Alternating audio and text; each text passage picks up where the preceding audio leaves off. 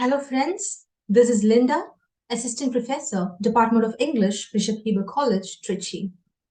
Today, we shall discuss a simple yet extremely meaningful poem written by a poet who was considered to be a madman during his lifetime. Can you guess the poet? Yes, it is William Blake, and the poem we will discuss today is A Poison Tree, which is one of the most appreciated poems of Blake.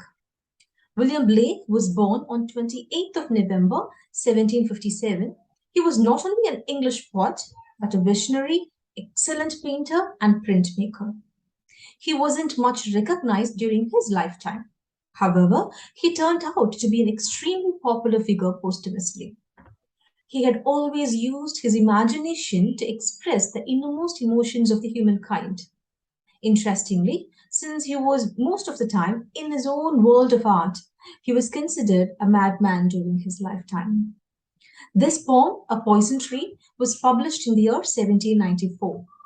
The original title of the poem was Christian Forbearance, and the name was later changed to give the readers a better idea of what the poem is all about. The poem is generally considered as an allegory for the danger of bottled up emotions and how such bottled up emotions lead to negativity and even violence.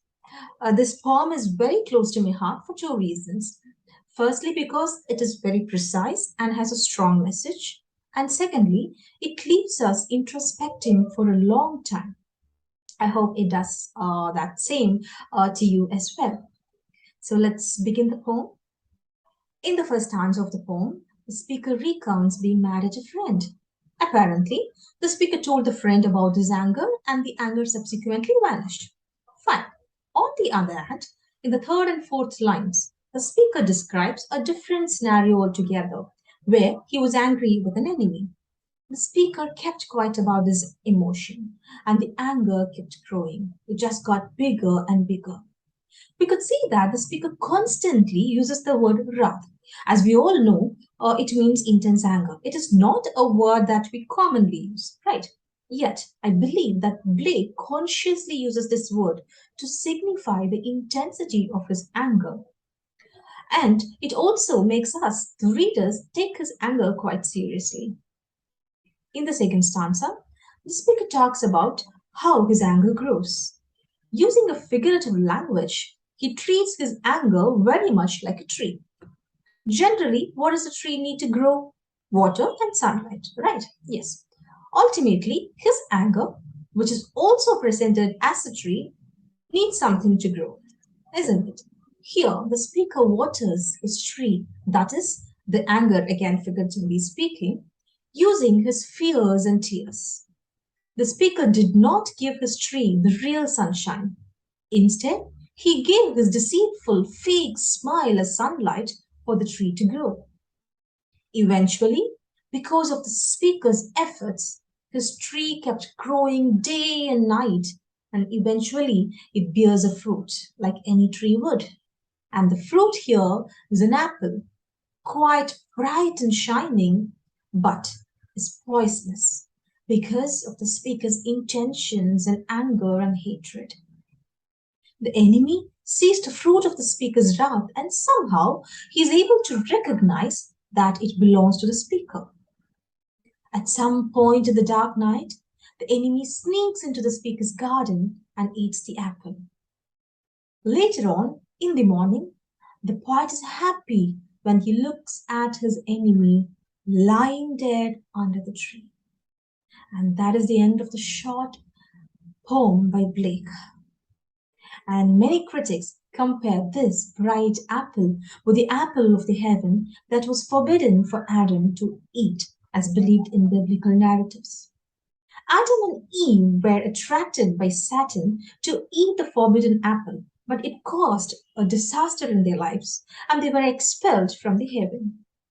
Here, the poet wants to tell that, like Satan, he kept his intentions hidden and kept a deceitful smile on his face that caused harm to his enemy.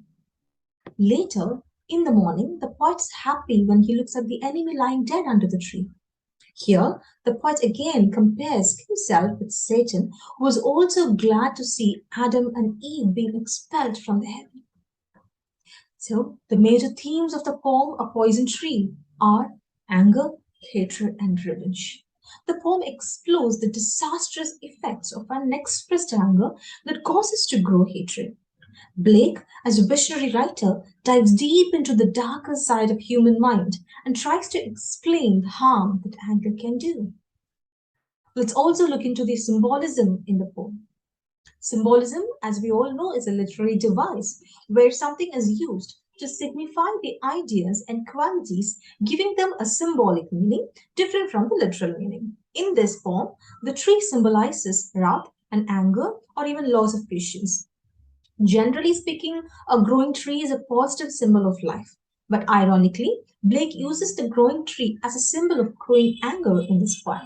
The garden is a symbol of the heart where the hatred lives, and the night is associated with the evil, and the bright apple depicts vengeance.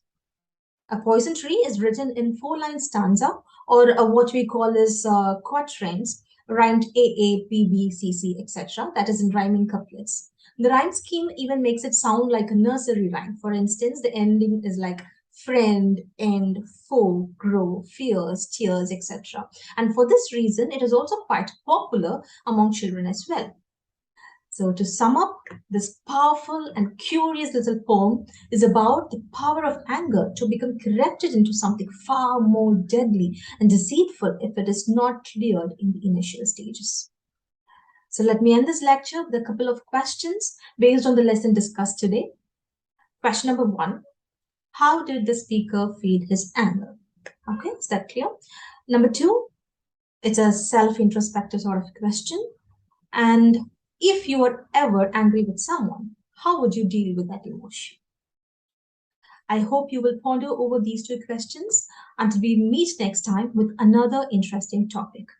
And I also hope that we all will take home the lesson that William Blake wants us to on the deceitful nature of anger. Thank you all for patiently watching. Have a great day.